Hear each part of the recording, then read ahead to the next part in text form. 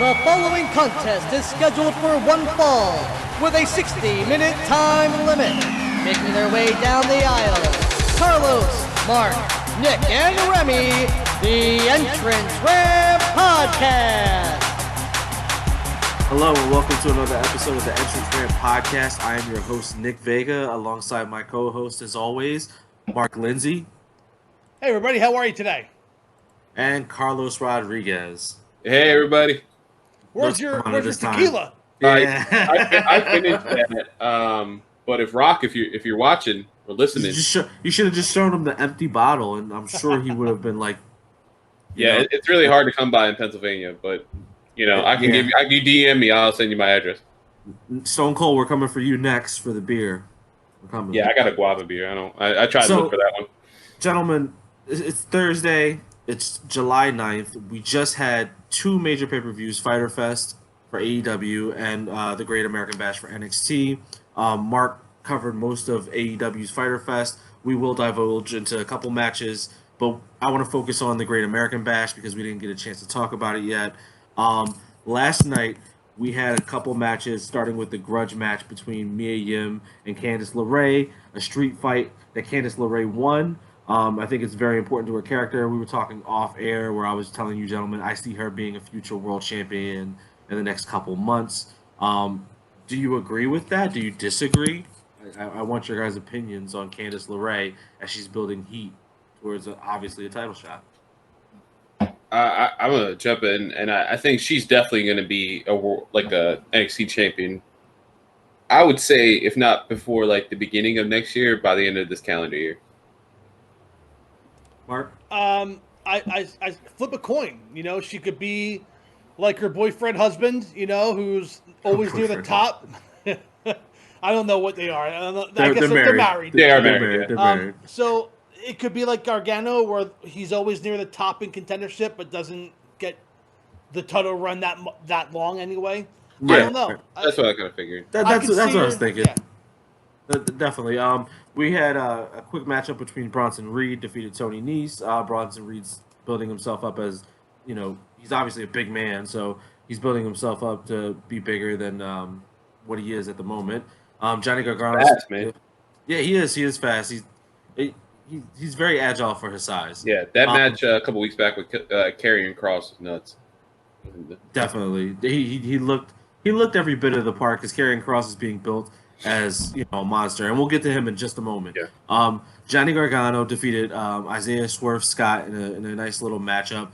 We were just talking about Candice LeRae. It wouldn't surprise me if Johnny Gargano goes back after the NXT North American title. It suits him as the workers title. It seems like the mid titles are being built up that way nowadays. We had Legado del Fantasma with Santos Escobar, Joaquin Wilde, and Raul Mendoza. They defeated Drake Maverick and Breezango. Do you guys think that's run its course? Do you think it's over for the Drake Maverick situation because he's already gotten his Cinderella ending in terms of getting the contract? His go ahead, partners, his partners were Breezango. Okay, so let's just give the guy a chance to actually, I don't know, work with some talent who matters, and then we'll take it from there. To answer your question, I don't know if his run's over, but the way he's been booked with team like Breezango, he took the pin last night. I'll point that out as well. But Okay. but I mean it was taken in a way where Santos Escobar wasn't in the match pretty much at all until the very end, and then he tagged himself in, hit Maverick with his finisher, and basically just snuck it. So I guess the door is open. But Carlos, I'll say it's probably on pause for I would say maybe 1 to 3 weeks, and then I bet you it ramps back up. We'll probably have Santos go through some other people like Isaiah Swerve Scott or someone else on the roster. I mean, no one that got in trouble in the UK, so no Jack Gallagher. gotcha. Maybe Brian Kendrick could come back. I think that would be a great match too. I like Brian Kendrick. If anything's been proven with Heath Slater on Monday Night Raw, you can always Look jacked. that. You don't think you look jacked? I think he was working on arm day a lot. That's what I think. He looked like that dude from I think the Dark Order. He missed. You know what I'm talking about? Alex Silver? Oh, I'm like, Nah, Uno? he's the that man's round and in charge. Like uh, that's not a small man. Mercedes Martinez re-debuted. She defeated Santana Garrett in a quick squash match. I really don't know what to make of Mercedes Martinez. She had a lot of hype coming up into WWE about her. I don't think they'll book her well. I think she'll be like a I think fake it's gonna be a slow build. I bet you she and like Raquel Gonzalez have like a big thing in the coming weeks. Like she'll help like Tegan Knox against Dakota Kai and Raquel Gonzalez, just because they're both like big women. Like they're just gonna it's gonna be like a brawl. It'll be interesting to see where she's headed. I just don't have faith in WWE to be That honest. that injury really like set her back. It did, and if there's one thing Vince doesn't like, it's people that waste his time. People that show up with hype and then just get hurt or flounder. And, Well, apparently we found out this week he doesn't like when people just randomly high five him. Thanks, Kota Ibushi. I mean, could've been in there's a WWE. lot of things Vince don't like. I mean, as Paul London, smiling's not one of them either. Oh man, Paul London. So the whole point of this Great American Bash recap really was just for the main event because that is what everybody has been talking about. We had Keith Lee defeating longtime champion Adam Cole, baby. And where do they go from here? Karrion Cross at the end of the match was staring at Keith Lee. So am I to believe that he goes after the NXT title or is he going after the North American title? I understand you want to jump to conclusion that he'll go for the NXT title, but I can also see Karrion Cross being kind of cuckoo and wanting to dismantle Keith Lee little by little. Yeah, that's not a terrible idea. I think the one thing we can guarantee with this title reign is that it'll be limitless. Yeah. It'll be short. It'll Yeah, be short as I see transitional champion. Yeah, I see. You know what? I didn't even think about him going after the North American title, but I like that he'll pick them apart and like take that title first. Would it make sense to Karrion because like his character take that title and just be like, I don't even want this. I just want to take you down little by little. So boom, and then Regal's like, oh, this is an open challenge, like, and that's how Balor wins. For poor Finn Balor, he's Well, then Gargano goes after Finn Balor. he's always the bridesmaid, never the bride. Well, it's a bad divorce last time. So Mark, you see this being short? How short are we talking? Next pay-per-view short? No, but I mean we're July 9th, 10th, whatever, and SummerSlam's about a month away. I'd say give them a couple months. Survivor Series, maybe. Survivor Series? Yeah. I would say after Survivor Series, just to give them that whatever three-way match. NXT champion versus small Universal versus WWE.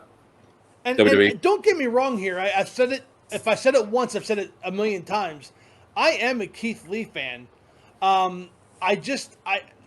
We talked about it ad nauseum on this channel, where he needs the fans to be a bigger deal, and he's not. He's just not there, and he had this meteoric rise. I think that the time to pull the trigger would have been shortly after the Royal Rumble, and they didn't, and he just kind of like fizzled away like a wet fart in the wind, and now he's back. He wins the title. He beats Adam Cole, which I think Cole is probably heading to the main roster. I mean, I would imagine you don't just have the longest reigning champion, and not only the longest reigning champion, but they built that story up for months that he was the longest reigning. So the whole thing just seemed kind of flat. And I think what really sucked was that I had avoided spoilers until Wednesday when some jabroni posted on my Facebook page, or a Facebook friend of mine posted that picture that was released. So Get out. I don't watch NXT. I watch AEW. You guys know that. I kind of go back and watch NXT through the multi-speed DVR. I can watch a show of NXT in 15 minutes. With that said, I got spoiled for the main event. I'm like, oh, that's interesting, but okay. So earlier before we filmed last week, the spoilers were out there, so I jumped ahead to see because I figured like what's the spoiler? Because there was multiple matches going on that night. Like, what are they consistent of a spoiler? not knowing it was that match, right? So I saw that. I warned you guys not to go look for it, and that's why I didn't like put my 2 cents in when we did the predictions last week. I felt like I played it off really well, like not like being like, oh, this could happen or this could happen.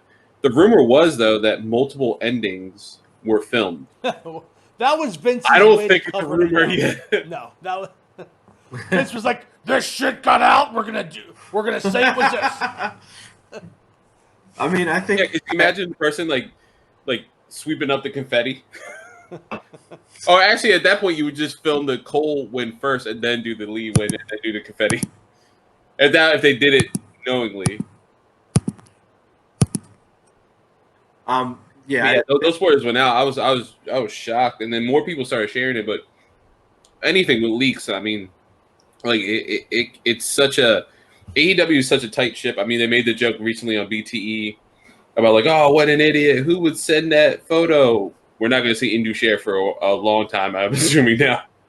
But like, it's a rough thing in any industry that is an industry that you want surprises and things like that. Like the movie industry is one thing, and we have Marvel films where you can get spoilers and stuff like that. But I think wrestling and for me at least, like video games, like that stuff can get leaked. This is like years down the line. Like these things. This AEW had spoilers for Fyter Fest Night 2 as well, because some a-hole who was fortunate enough to be in attendance and be a fan at the event because they were friends and family went on Reddit and posted. So I didn't hear about that until after I watched it. So thank God for that. I didn't even know about that. Yeah, but that's what I'm saying. It's like spoilers have been kept very close to the vest in recent months with COVID. But this Great American Bash and Fyter Fest were two examples of it not happening, and I hate that. I hate it. So I have a question for you, Mark, because not like disparaging age or whatever thing, but like since me and Nick were younger, I'm old. Yeah, I didn't say it. Run it back. I didn't say it. So, the prevalence of the internet wasn't around as the way it is now. And I'm not talking about like the Nitro era, but like a lot of the shows were taped. So like Raw was taped. Well, not really. So Raw would in 94, 95, Raw was taped a couple weeks in advance. Okay. Then I want to say in like 95, 96, Raw would air Monday Night Raw live Monday, tape the following week on Tuesday, and they'd have an episode in the can. Which of course the infamous Tony Schiavone giving away the Cactus Jack Mankind World Title victory. Yes. That was the last time Raw was taped, I think. I might be corrected on that, but that was one of the last times Raw was taped was when that happened, and they were live ever since. So, yeah. What was it like in the early 90s, like when like Raw was just starting and like Nitro was just starting, like were spoilers out there? Like were there like the magazines and stuff like that? Not only the magazine, I didn't have there were dirt sheets, but I didn't have access to them. I was a kid. So what we had was Pro Wrestling Illustrated, The Wrestler, Inside Wrestling, and by the time the event happened on TV, the writers kind of, they had the inside. They had the connections that would tell them, hey, at this taping, Barry Windham wins the blah, blah, blah title. Okay. Yeah. So by the time that it got released to the press, it was like, oh, that was just a couple weeks ago on TV, but it was really like 4 weeks in advance. Gosh. So like the time it took to print, it was only a few weeks behind. So it's really like the prevalence of the internet, like chat rooms and things like that, and that is like what kind of perpetuated like this like while there was no internet, the After magazines did a great job. If you guys go back to the days of '87, there was a guy named Sir Oliver Humperdinck who managed Bam Bam Bigelow and Paul Orndorff in the WWF. Well, he was a notorious heel in Florida. Like evil heel. And every time he would do something heinous, it'd be written up in these magazines. So as a kid, you're like, I don't get Florida wrestling in Philadelphia, but this guy looks pretty badass.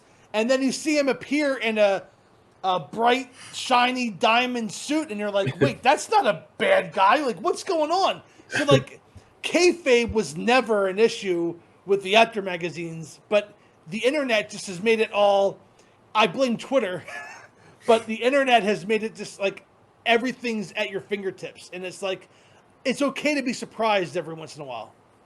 Yeah, I wish that I kind of wish the Keith Lee thing wasn't spoiled, and I don't mind going out of my way like to see it. Like I've done that a couple times recently, where like I'll go out of my way to see what the spoiler is, so like no one else sees it and be like, hey, no, this is bad. Like I recently did that with the Bond movie. That got spoiled. That's leaked online.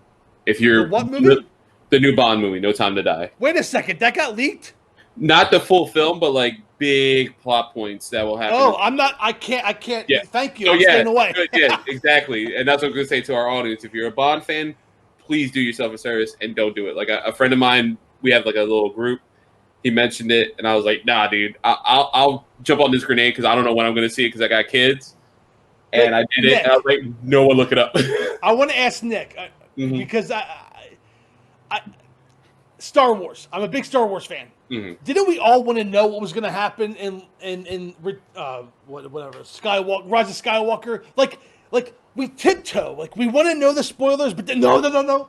Oh, Yeah, no. Right, Nick? I mean, come on. Yeah, I was never really a big Star Wars fan or Star Trek. I would say I enjoy those films. Yeah. They're great films. I mean, I don't take anything away from them, but I'm not a fanboy by any means. Like I never go search for a film, especially because like I do want to be surprised. Like I can control that. There's sometimes I can't control. With wrestling, like I'm like I gotta know. But for the vast majority of the time, I don't want to know. I want to be surprised. That's like the whole point of all of this is to be surprised. And if anybody ruins Bond for me, I swear to God. Nope. No, guys, I'm glad that I didn't know you guys were Bond fans until right now. So this is awesome. So wait. Yeah, don't look it up. Who's the best James Bond? Go. Daniel Craig. Well, yeah, Daniel Craig. Yeah, I would say Sean Connery's the best. Daniel Craig's number 2. Sean Connery is the best. I do have a soft affection for Roger Moore. I was gonna say I have a soft affection for Roger Moore because of my older cousin. For your older cousin. Wait, we got to divulge about that story off air. Like, that has to be. Well, actually, it kind of goes with wrestling. I mentioned him last week, no, we didn't film that, but it was the ECW thing. I was talking about my ECW experience. He's a guy who got me ECW. He's a guy who got me. He's 21 years older than me. I'm Puerto Rican, so there's big age. Only. Yeah, so there's like big age. He just seemed the most like whatchamacallit, a James Bond would be, like a pompous Brit. Yeah, that's fair. Like Daniel Craig's too damn cool. Sean Connery's the best, but he's very smooth, like. I love this new podcast we're doing, No Time to Die, the entrance ramp. Right. Movies with the entrance ramp. But yeah, I mean, leakage happens all the time. I literally was, I do a entertainment podcast. I was playing The Last of Us 2. I had something spoiled for me by just looking up a voice actor. Like, people are just blasting stuff out on the internet. I was like, oh, I want to see what this dude looks like, not just like what he sounds like. And, as a character, something big happens to the character. Luckily, I popped the game in later that night, and it happened like 2 minutes later. I was like, oh, well, thank God. But, I mean, that story got leaked months ago, and I'm listening to the director of the game earlier today, and he's, like, complaining about, like, yeah, this ruined me because people are giving me death threats, and they're giving me anti-Semitic stuff because they don't like what's happening, but, like, they have no context. But in the world of wrestling, I mean, leaks happen. I think we're both surprised. I think all three of us are surprised that it has been more prevalent with COVID.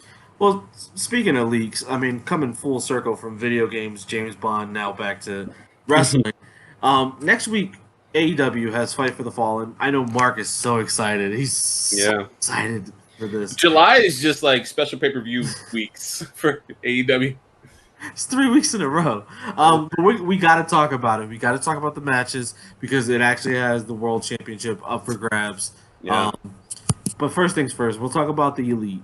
Kenny Omega, Matt Jackson, and Nick Jackson versus Jurassic Express.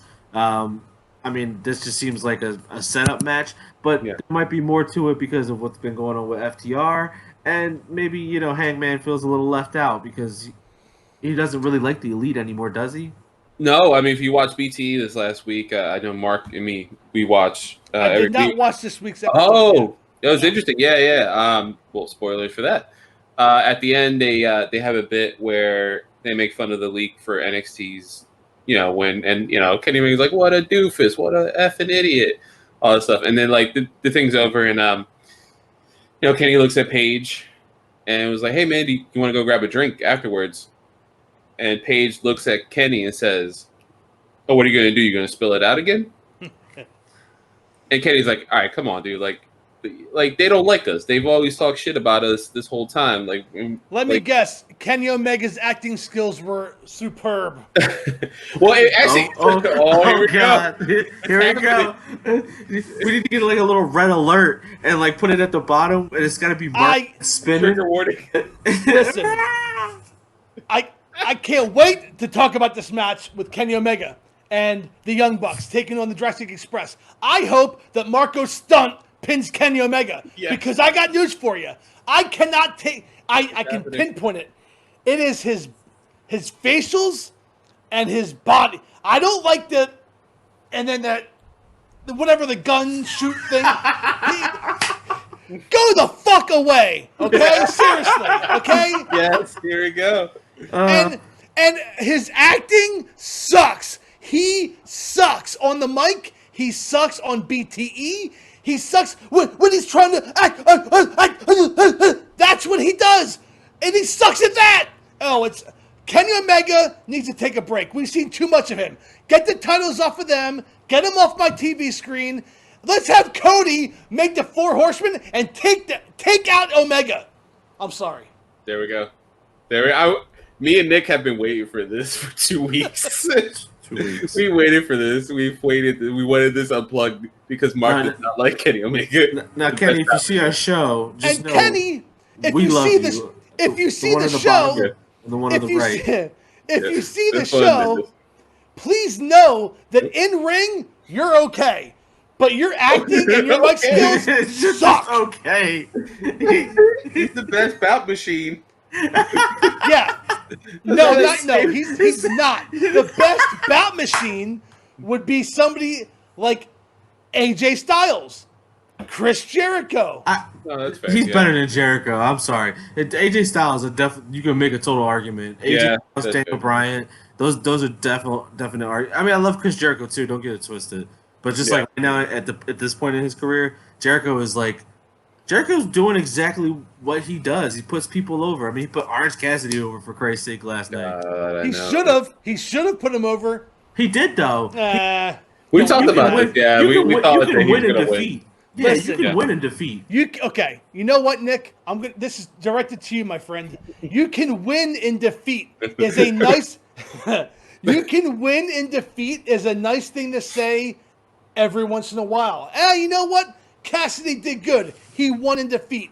But when it's an every single time, name the last time. What's his record? I don't know what his record is. I'm sure we could look it up and find out. But here's the point I'm trying to make. Stat boy, get on that. When every single match has a chance to put somebody to the next level and elevate them to like major status, it hasn't happened in like a year. And you can go back to WWE, AEW. There were so many times when a talent could have just made it to that next level and he won in defeat. No, you win by winning. That's it.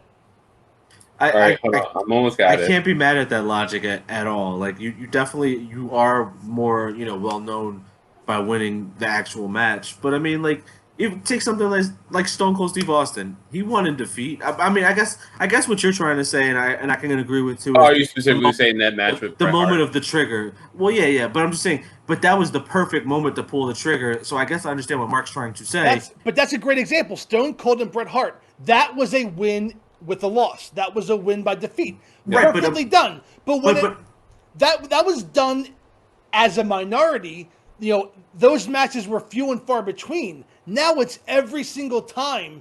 It just gets old. That's all. That's fair. No, so I Orange Cassidy, just interrupt real quick. Orange Cassidy's 2020 overall record is 5-5. There you go. I don't know if that includes last night's loss. But what championship does Jericho have right now that he couldn't take the pin? Like his only losses were like he lost a couple matches with Guevara as his tag team partner, but I think one-on-one he's had a pretty well. He's only lost once. He only lost once, yeah. Right. But still, that I guess. Yeah, he's got his overall Jericho. 7-4 for 2020. But his career in AEW is 15-5-1. Right, but how many? What is his single record? His one, he only has 3-1. So that one loss is Jon Moxley. Right. So I mean, overall, probably in total AEW, he's probably like 8-1 or 9-1. Yeah, after that singles competitor, which he still has never gotten his rematch. So that's a whole nother ball. I think that's probably another reason why he didn't take the pin is because he can. We'll talk about that in a second. Austin Gunn's 2-0. How about that? And he lost the Stadium Stampede match, although they printed shirts for it. So you know. I want one of those so bad. They're on AEW. They're $12.50, Carlos. They're on shopaew.com. Because I almost bought one. I was like, it's awesome. Also, we're not sponsored by shopaew.com, but we are willing to be sponsored by shopaew.com. Our email is entranceramppod@gmail.com. Just saying. Yeah, wink, wink, Cody. I was gonna say real quick. I think this is updated because Brian Cage is listed as a champion. Oh, and we'll talk about that later. Listen, do you want me to have a heart attack on camera? We'll get to that real quick. We really need to get your wife's Cash number. Wheeler and Dax Harwood are taking on the Lucha Brothers, Pentagon Jr. and Ray Phoenix. The Lucha Brothers and Butcher and the Blade took the win last night, this week. So I don't know. First off, let's talk about the fact that this all seems like it's just leading up to the FTR versus the Young Bucks. Like I feel like everything now from here on out is just set up to set that up. So it muddies my decision making in terms of booking because the Lucha Brothers had just come back, but they won the match that 8-man tag match. So I'm very disjointed about picking anybody in this match. FTR. FTR. Yeah, I think they need the momentum going through. Yep. If they take a loss, I wouldn't be surprised if Neville returns. But with travel how it is, I don't think he's in America. Neville? Who's Neville? Pac. I don't know no Neville. The bastard Pac. So a very odd match. Like I don't understand how this match is even happening. Sonny Kiss is challenging Cody for the TNT Championship. Now, I'm pretty sure it's a Stone Cold Lock. Cody's going to win, so I'm not even going to ask you guys who's going to win this match. It's pointless. But I guess the question I'm going to ask is why Sonny Kiss? He was used as a prop for Lance Archer. Like, they have a couple wins on Dark. But I'm supposed to take that seriously? Like, well, I mean, the other caveat to that is that the TNT title does not have you need certain wins to be in the ranking for it. It could be anybody. It's open challenge. So, and that's fine if it's like someone who comes out of the blue. But I just you can't sell me on any of this. There is 0% chance that Sonny Kiss is gonna win, even if Joey Janela was part of the match as their tag team partners. The only saving grace to this would be if this is the beginning of the Cody heel turn where he picked his opponent. That's the only saving grace that could possibly be. That is true because Arn did pick what was his name? He just signed with AEW. Oh, Ricky Starks. Ricky Starks. Yeah. I was thinking, was it Fabulous Ricky Starks? Yeah. Okay. I might be wrong on that. I think I'm wrong too. I don't know. It sounds right. You're right. Man has been flies. I don't know. But anywho, Ricky Starks, Arn Anderson handpicked him, so I mean that definitely makes sense that he would pick Sonny Kiss. I mean, it's going to be a showcase for Sonny Kiss.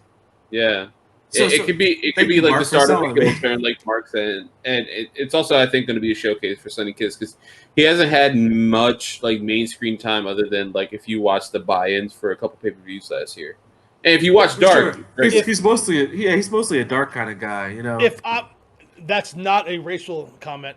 Yeah. What I'm going to say, if my angle, if what I said comes to fruition and Cody handpicked Sonny Kiss, then this match can't be competitive. It has to be like a minute and a half. He has to hurt Sonny Kiss. Like make Sonny Kiss bleed type of deal. And then, to the point where Arn has to pull him off. like a squash, or maybe even like, squash. or maybe like even a disqualification of sorts where Cody just goes over the edge, because that wouldn't really hurt his stock at all. No, I will also accept if he's like showboating. You know what I mean? Like if Cody that 4-minute squash match, if it's 4 minutes of him just like look what I could do because this guy sucks to me. I mean, there's only 4 matches on this card. I feel like there's going to be at least 2 random matches. We'll update everybody as we go along throughout the week. I feel like at least 2 or 3 random matches. But yeah, I think we're all in agreement. This is Cody. 100%. Oh yeah, I mean, this is like color by numbers. This pay-per-view, like, this is not color by numbers. Jon Moxley versus Brian Cage for the AEW World Championship. Technically, it's champion versus champion. It's no, because that belt has never been recognized by any promotion, so I'm not recognizing it. It's a cool looking belt in terms of nostalgia, but we'll talk about it after the predictions because I have like nostalgia memories of that belt. Next, I'm going Brian Cage. I'm going to tell you that. The reason being because I feel as though Moxley doesn't know how he's going to handle this whole COVID situation, and then there's a whole bunch of rumors going on in his own personal life that might not allow him to be as available as Brian Cage is. And then like another thing is they built up Brian Cage to be this monster machine, and if Moxley just beats him, how much like he's gonna be on the same island as Lance Archer, and I like Lance Archer, but he was like groomed to be this next major murder hawk star, and Cody beat him, and now he's just beating up on Joey Janela. Like, it's like, what? Like, am I supposed to see Brian Cage beat up on Sonny Kisnet next pay-per-view? Yeah, you're a former tag team. That's not. I like your reasoning behind Cage. Like you're thinking of Cage winning. I think Moxley's gonna win. I don't think it's time for a title change, and not because it's on like a Wednesday or anything. I don't think AEW has any fear of doing that on a Wednesday or anything like that. I just think it's I would have been with you on Cage if and I'm not saying this as a joke, if he wasn't awarded the FTW title. If he wasn't, I kind of agree with Mark when he stated that last night. If you want to watch Wednesday Night Mark out on YouTube, giving him that title beforehand is correct. Like Mark, that I do agree with your statement. Like beforehand is strange. You know, it's a strange thing. When they teased the big announcement on Tuesday and Monday, I assumed was, oh shit, Moxley has COVID. He has to drop the title. This is going to be like a real sports thing, and it's going to be Cage is the champion, right? Paper champ. Yeah, until they have it out. See, this segues right into a whole nother thing, something Mark don't want to talk about, but the United States Championship. It's on MVP's shoulder. Brand spanking new. The reveal of that title was mishandled. I like the title. I like the title. I mean, I know Mark disagrees completely, and he's gonna yell at us young bucks about the title. But I saw it for the end of the show for us. Don't worry. But circling back to Brian Cage, just to like mix everything up before you go on your tangent about the title, is that if your reasoning is that they gave him the belt and that'll deter him from actually winning the real world championship, then do you think that MVP's not going to win the United States title? Because I think he is. Because why would they show that title on his shoulder and not allow him to win it? That would just make him look so weak. Yeah, I think they should have held off. I might be completely wrong. No. I think they should have held off because think of last year when we had Kofi win the title, right? The WWE title. Brian had his own like vegan title going into that WrestleMania, and with the hemp title. Yeah, the little gemstones. And when Kofi won, Big E and Xavier presented him with the regular WWE title. If we had something like that with Cruz, even if it was that like next Monday night, being like, hey, it's time for an update. I already proved myself the MVP. He was one of the best U.S. title champions. We need to take this to a new generation. Here's a new title. Right. I think that would have been better. Well, it does make me think though that MVP is going to win. All I know is if I'm right, that lead dog spot secured. Stone Cold Lock. So I have the Brandon Cutler. You could be Peter Avalon. Yeah, it's worse. Anywho, Carlos has some fun stuff for us for the end of the show as we're starting like to do. I also have some quiz questions for our guru here, Mark. From Yeah. the day. I got some quiz questions lined up for him and see if he can, guess these matches. We'll do a new little segment called "Can Mark Guess This Match?" And see if he gets it right. We made up the rules on the fly. There we Yes, go. we On the did. fly. We'll don't have be a more jingle. prepared next week. We'll have a whole list. I'll put it right on our Instagram page so you can see the rules. Ooh, And I like that. and if you guys have any matches that you want to, throw at Mark, just with the date and the title or the type of match, it obviously can't be a single match. I mean, it could. He probably knows it too, but still. This happened at a house show in '97 in Allentown, PA. I was there. It was a dark match. Yeah, exactly. All right, so right. there's a few things. So what I know we when it comes to Extreme Rules, we'll talk about it at that time. But news broke this week that the eye for eye match that Rey Mysterio has requested. What is that? Clearly, I don't even know. I think it's probably next week, right? Yeah, I think Extreme Rules is next week. That's how crappy it is. Yeah, I know. I don't even care. July 19th, yeah. Yeah, next week. There we go. Here The we go. stipulation is literally a wrestler has to pull the other's eye out. So I want everyone's initial thoughts on that one first. Wait, what? I'm confused. Pull my eyes out. Yeah, the opponent must pull the eye out to win an eye for eye match. This is from Brian Satin. This is the Seth Rollins Rey This Mysterio. is the Seth Rollins Rey Oh. Mysterio match. Yeah, Oh god, that's a stipulation I at the horror Seth- show presented Seth at. Rollins needs to get his eye pulled out just so he can wear the eye patch, and then he'd look like a weirdo minister, and I would love it. Eye patch and then put like that weird Undertaker mask from like 94, 95. No, don't do that. I love that one. I wanted that figure so bad. So that's the first thing. Yeah, next. Congratulations are in order for Sarah Logan. She's pregnant. Eric Who? Rowe. Stop. Devon Houston just pops up. We just need that Snoop Dogg gift. Whoo! Like, Exactly. Hey man, she's not wrestling, so she might as well be a mom. That's awesome. And congratulations. Also in order for Angelo Dawkins, he had his first kid today. That is awesome. And then let's get into some fun stuff, man. I'm gonna pull up some tweets right here. If you want to screen share me, Mark, when you're ready. It's not up yet. Oh, sorry, that's my face, right? All right, we're good now. Oh yeah, no, I'm an idiot. I have to screen share myself, don't I? I'm an idiot. That's all right. I got it. All right, we're gonna bring up some tweets that popped up. Oh, God. All right, so we have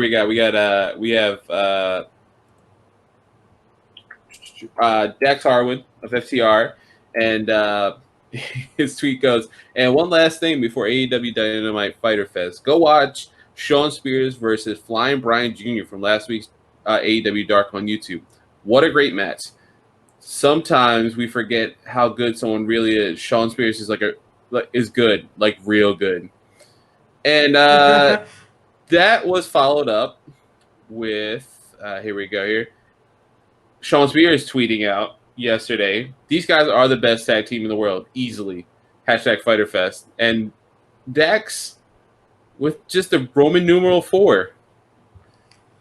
Very interesting. They're trolling us. I swear to God, they are. I think they might be, but I mean, I drank the Kool-Aid, man. That Mark, not the Dark Order Kool-Aid that Alex Silver and all are peddling. I'm the Mark Kool-Aid. I'm starting to believe this 4 Horsemen thing, man. And here we go. We have another tweet from Shawn Spears, just a couple dots and a wave, and Cody with the Roman numeral 4 to his friend Shawn Spears. That's super trolling. Then you telling me Shawn Spears, who's had his ass handed to him by Cody Rhodes more times than the gobbledygookers appeared. I'm supposed to believe they're best friends? No, like, man. No, I mean, they can do business. They're trolling us. I swear to God. That's the 4 Horsemen. They do business. That's most likely what they're doing is trolling us, but I want to see it so bad. I want to believe it, man. I want to believe. Yeah, I want to believe We'll it. see it when Kenny Omega leads the Four Horsemen. There we go. And then yeah, Horseman must die. I'll become Dude, Mark- NWO for life. Dude, Mark's covering NXT from now on. That's No, straight God, up. no. I'm done. Here's a No cool wolf- little poll I no wanted to wolf bring pack. up, with especially with Mark not liking the current U.S. title that was announced this The week. first one, Oh A. man. And then A. the one before that, which Lex Luger had in 1990, Which would be 1991. This one? No, right? no. No. Oh, wait, what's the one before? Oh, Jesus come Christ, on, man. that looks like a piece of beef jerky. Go back to that last photo. I'm gonna need to share my. The NWA one? That thing looks like a piece of beef jerky. I like the plate on it. Like the plate looks amazing, but like the actual belt itself, no bueno. This is a 91, you said? 1990, 1989. I'll pull it up. I have a copy of it. I had to pull it up in my. Bear with our my Google logos. search, everyone. Yeah, I know. I have it. Oh, I just okay. have to pull it up. Alright. So Okay, I'll stop I will- sharing for a moment. I will share my screen when this picture loads. I thought you would have gone with the NWA championship. The one. Oh, Yeah, wait. the NWA US title. Yeah, absolutely. Wait, Mark, is it this one by any chance? Because someone tweeted this, under tweeted this. No, that's the WCW one. Yeah, So it's still it's the just an Goldberg NWA one. one. All right, gotcha. Here we Even go. though that one's it looks pretty great. Right there. Oh, wow. That is the NWA US Heavyweight Championship, the best belt, one of the best belts in the history of professional wrestling. That does have like that flair, like that Star Wars fan. that definitely does have that NWA flair, like with the red lettering around. I love the centerpiece. Not so much of a fan of the end plates, but whatever. That's whatever. But the centerpiece is beautiful. How about a little wrestling history today? I want to bring this up. This is WWE on Fox about 3 hours ago before we started filming. On this date, 20 years ago, Booker T defeated Jeff Jarrett to become the WCW champion for the first After time. Hulk Hogan, oh my God, what a great! Yeah. That was Bash at the Beach. Yep, I that was remember Bash- watching that live. I was live on pay-per-view, and Hulk Hogan gets on the mic and says to Vince Russo, "This is the reason why this company is in the shape it's in." And less than 2 years later, kaput. Oh yeah. Yep. Well, once the veil was taken off, once he went on his little tangent, it was over. That was like the death of WCW right there. Your biggest star walking out, and poor Booker T, man. He's so good, and he was so talented. Well, I mean, even in that weird segment, not that I want to like hype up Jeff Jarrett, but like how weird was that for Jeff Jarrett, right? To lay down before Yeah, him. but Jeff you Jarrett don't was remember- a puppet. Hulk Hogan did that same thing to Sting.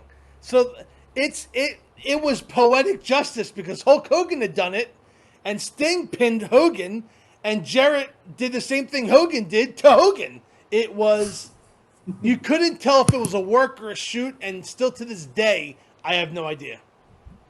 Yeah, I mean that was one of the. I remember I wasn't huge into WCW back in the day, and I remember because like being like low on money, you got to pick WWE or WWF, pardon me, or WCW. I would always pick WWF.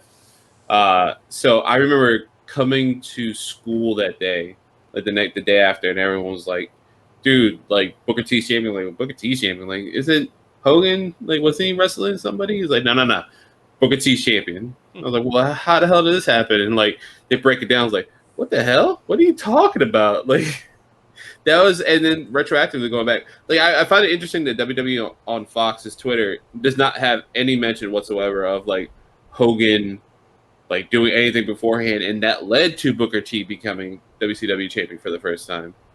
Like it's like retroactive, Rewriting history, like, yes. Yeah, revisionist history. Like, yeah, that's a great moment for Booker T, but like it's muddied beforehand.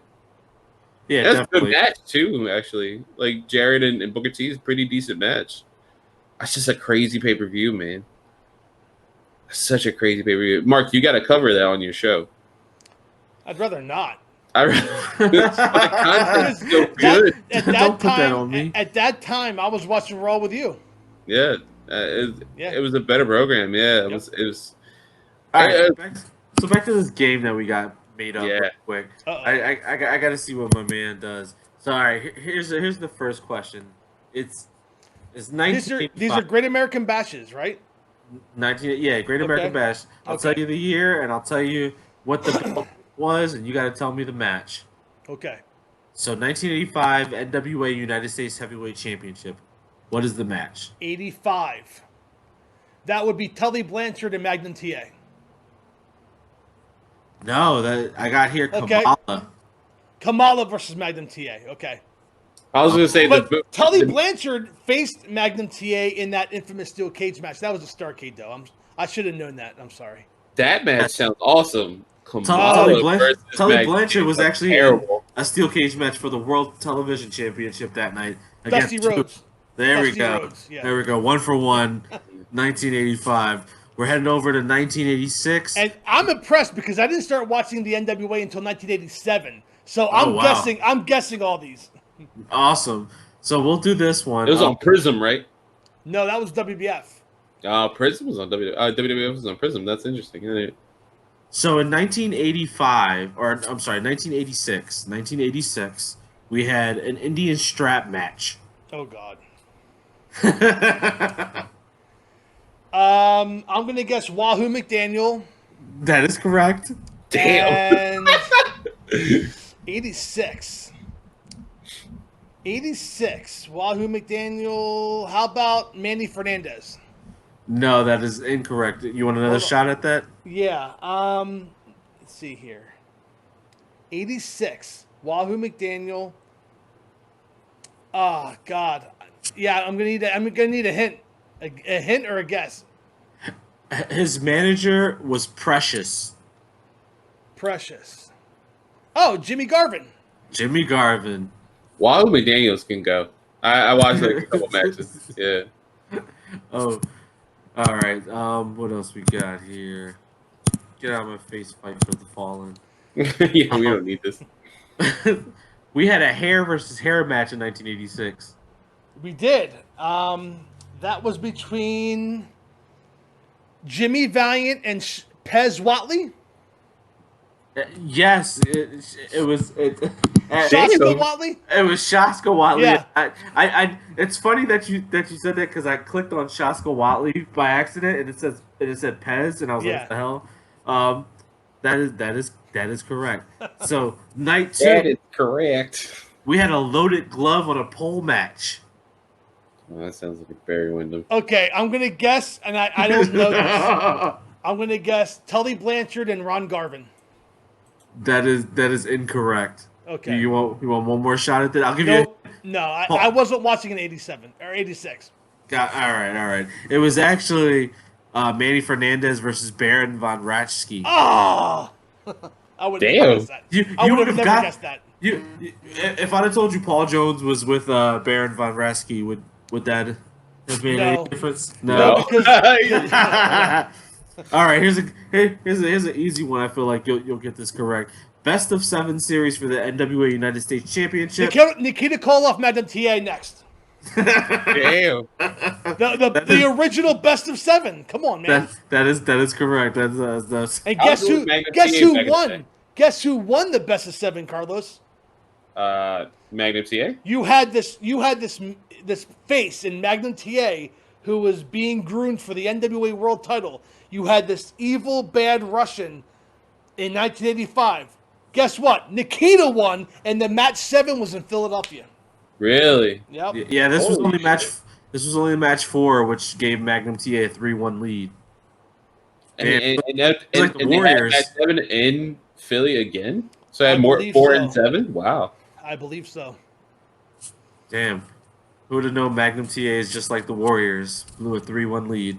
So this is the one that I really saw, and I was like, you know what? I'm gonna ask Mark, and I wonder. It's a singles match. And I will give you the person, one person in the match. I want you to tell me because the person is so random that I feel like you'll know this, and we'll get a kick out of it. Sting defeated who in a singles match in 1987? Oh gosh, Sting. They were still part of the UWF back then, so it could be a bunch of people. I mean, God, that's It is legit a nobody. Like this person has a number next to their name. Jack. Cruel Connection number 2. That is incorrect. Okay. Oh my God, how awesome would it be if it I don't was? know. I don't know. Like how correct? Who was it? It is Thunderfoot. Thunderfoot number 2. Yeah. Number 1. Okay. Number 1. I thought I didn't realize there was a lot of numbered wrestlers like that. Like I thought that was like a Killer Bee thing or Pitbull 1 and Pitbull 2 in ECW. Kendall Windham defeated Gladiator 1 in the first match of this card. Yeah. It was here's a good one. NWA Western States Heritage Championship, 1987. Well, Barry Windham was the champion. Yes, that is correct. He's won. I don't know who he was wrestling. I know he wrestled Dr. Death at Starrcade. He won the title from being in the UWF. Oh God, I don't know. I'll give you a hint. This person is a tag team specialist, and they were brothers.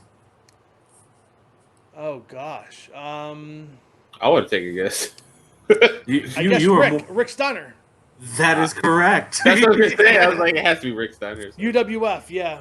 That is correct. Rick Steiner and Sting were former UWF Tag Team Champions. They lost to Terry Taylor and Chris Adams right around that time, August of '87, I think it was, or something like that. Is that when Sting was also like that federation? Was that when Sting was teaming with Ultimate Warrior?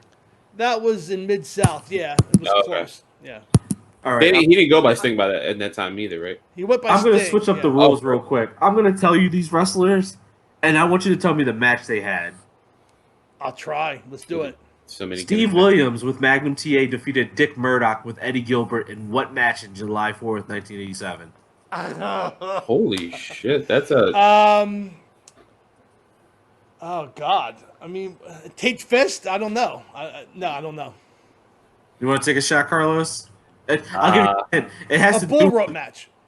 That is incorrect. It has to do with Steve Williams' nickname. Oh, Stampede a death match? A Stampede match. A death match. Texas death match. It is a Texas death match. Yeah. I was like, a death match? It is a Texas death match. All right, we're going to do a quick... That's a hoss battle. That's what that was. Right. We're going to do a quick one real quick. The Fabulous Freebird... No, well, I guess you would know what... No, actually, here's a good one. Yeah, the Fabulous Freebirds defeated the Midnight Express for what championships? Wait a second. Are we talking 1989? 87. The Freebirds didn't win. They didn't beat the Midnight Express for any championships in '87.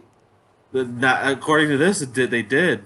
Then it must have been a dusty finish, and they gave the belts back. It would have been the U.S. Tag Team Championships, but that is correct. But no. But the Freebirds were not U.S. Tag Team Champions. That must have been a reverse decision. I'm calling BS on that. It probably was a dusty finish. Well, there should be like a special asterisk.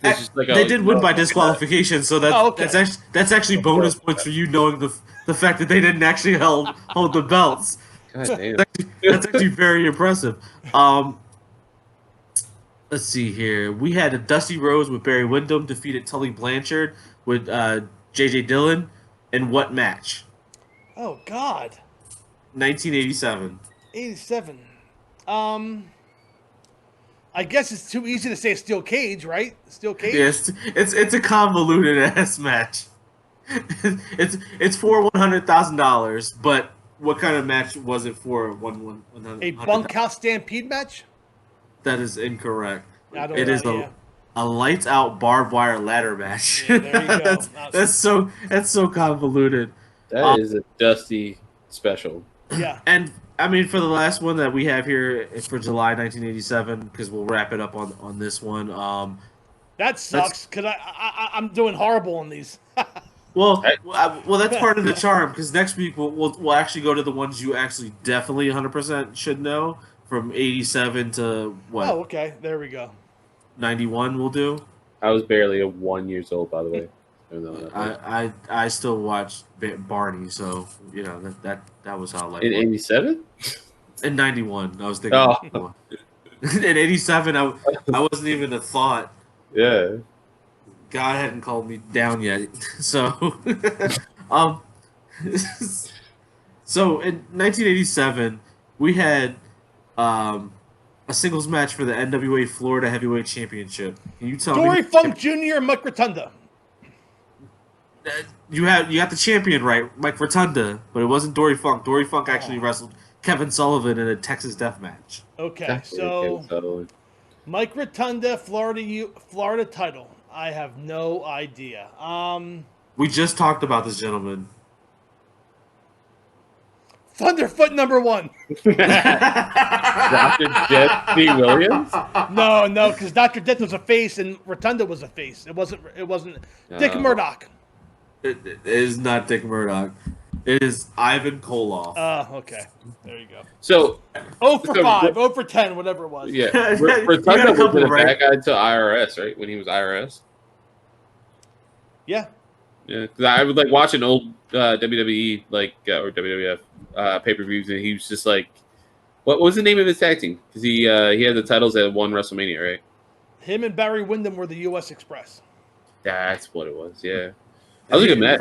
For the final one, to give Mark a layup, so we can go into 1988. So you thought I was going to get Thunderfoot, and I didn't get it. No, I was intrigued. I didn't think you were gonna. I mean, I was like 50-50. I was hoping you got it just to blow my mind, but yeah, I know. But, the War Games match in 1987. Can you give me everyone involved? The first one or the second one? Two. Well, there was 3, but there's 2 that were televised. The second one. The second one. Okay, so it was the 4 Horsemen and the War Machine taking on the Road Warriors, Dusty, Nikita, and Paul Ellering.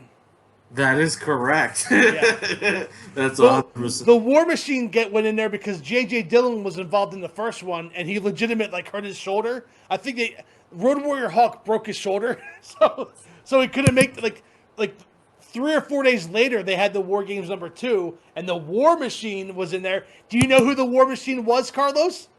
I literally just looked this up because I was like, who the hell's Oh, War well then Machine? never mind. No, Okay, no, Nick, I don't know do if you Nick knows though. Yeah, I was gonna say. Nick, do you know who the War Machine was under the mask? I didn't, and I did the same thing as Carlos. I clicked. Oh. Okay, I was like, there's no way. Guess what? Guess who didn't have to look it up? It was Ray Traylor, the Big Boss Man, Big Bubba Rogers. I was like, look at the Big Boss Man. What the hell? Also, I didn't realize that Paul R.I.P. Ellering wrestle beforehand. Yes. All I know Paul Ellering was the yeah, manager. Yep. I was just thinking the same thing. See, now we're showing our age here for the audience. I had no idea that Paul Ellering did anything but drive that motorcycle with the creepy ass puppet. Rocco. And that was the weirdest promo Like, ever. in my We head, I found was him like, in the Rumble of Chicago. Like, what? I always like Paul Ellering. Like, he always seemed like a badass to me, but like that's even cooler. Like, I didn't realize he was a wrestler. You know what's really sad is that they pulled him away, or he had From to AOP? walk away from AOP, and they lost every single point of their luster. Yeah, Yeah, man. well, he doesn't travel anymore. So when he was living in Florida, it was easy for him. But when AOP went to the main roster, he wasn't going to travel with them. So Yeah. No, totally understandable. I mean, look at it now. He could have just been down in Florida. I know. Is Rachel still in NXT? Like his daughter? I don't know. I think she got let go. I think she got Oh, let go. okay. Yeah, they did a lot of cuts. So I mean, yeah, that's pretty much it for our games tonight. There was a lot to cover in terms of the next upcoming pay-per-view for AEW that Mark hates, and everyone is like, why? Actually, I'm not a fan of it either. Yeah, I'm not a fan either. Like, I'm just like, why? Like, it should have just been a regular night of Dynamite, not a pay-per-view. But whatever. There's tons of wrestling to gawk over and talk about, because all we really have nowadays is wrestling. Well, here's the problem. Here's what I would have done, and I said it a couple weeks ago. I'll say it again. If they had this same show taped on Wednesday, but they aired it on Saturday, it'd be so much of a bigger feel. No, Yeah. for sure. We're only a couple weeks away from baseball coming back. The NBA playoffs are going to start. Hockey playoffs will start. So wrestling had this opportunity during this COVID because they were still doing a weekly show, and their ratings aren't cracking 1 million. AEW and NXT. Yeah. The point is that once baseball comes back and there's baseball games from like 11 o'clock in the morning till like 12 o'clock at night, like, what are you going to do? I'm going to be watching baseball. I'm going to be watching the Sixers in the playoffs. I'm going to be watching hockey playoffs, which is the best sports playoffs there is. And wrestling's going to be on the, okay, I'll go on the internet and watch it. It's. No, totally understand. It's not going to be must-watch TV, yeah. They had an opportunity to seize a major moment, and they failed. I mean, as wrestling as a whole pretty much failed because they could have brought in a whole new generation of, watchers just by telling great stories. And a lot of stuff was rushed. And I mean, obviously, there's a lot of things that we don't know because COVID makes a lot of things unprecedented. Especially like Jon Moxley not being able to defend last night and having to defend next week. Which is why I'm still picking Brian Cage. But yeah, we shall see what happens in the future. We definitely have SummerSlam coming up. Obviously, NXT Takeover for SummerSlam. I don't know if is it going to be how In Your House was, where it was the Sunday before, or are they just completely done with Saturday? Yeah, I don't know. I always preferred the Saturday. I think a lot of people prefer Saturday. It gives it a big night feel. Like, it gives it, must-see TV. Like, when I watch UFC on Saturday nights, I'm like, I gotta watch that. Even if the main event starts at 2 in the morning, I'll probably watch it, because it's must-see TV. People will talk about it. But, yeah, I think it's a missed opportunity, especially when they're this sounds derogatory, but they're copying a lot of AEW's moves, like moving to Wednesday, doing 2 hours. Like, also, real quick, I wanted to say, I'm sorry, I'm going to cut you off, Carlos. No. Real quick, AEW, be better with your social distancing and your masks, because no one was wearing a mask last night. No. I watched that whole thing, and there were just people screaming in each other's faces, and I'm just like, the thing is if you're going to have JR and Tony Schiavone talk about COVID-19 and say, hey, we're going to wear a mask, and we'll be conscious once we're off the air, because obviously we have to talk. We can't talk with our mask. Yeah. Then you have the whole crowd not wearing masks and not being social distance. It's kind of like a big, what are you trying to really tell us? So just be better with that. Yeah. Yeah, answer to each other is because it took WWE, 30 people getting sick to finally be like, hey, you know what? You should wear a mask. I don't even want to talk about WWE anymore. We're not. We're just going to end the show here. Guys, yes. It was another fun episode. I look forward to getting my revenge next week with the Bash 87, which is when I started watching wrestling. For Carlos, Nick, I am Mark. We will see you next week on the Entrance Ramp. Goodbye, everybody. Bye. Thank you for listening to the Entrance Ramp Podcast. Please like us on Facebook at the Entrance Ramp Podcast. Follow us on Twitter at the Entrance Ramp Pod, and subscribe to us on YouTube by searching for the Entrance Ramp Podcast. We'll see you next time.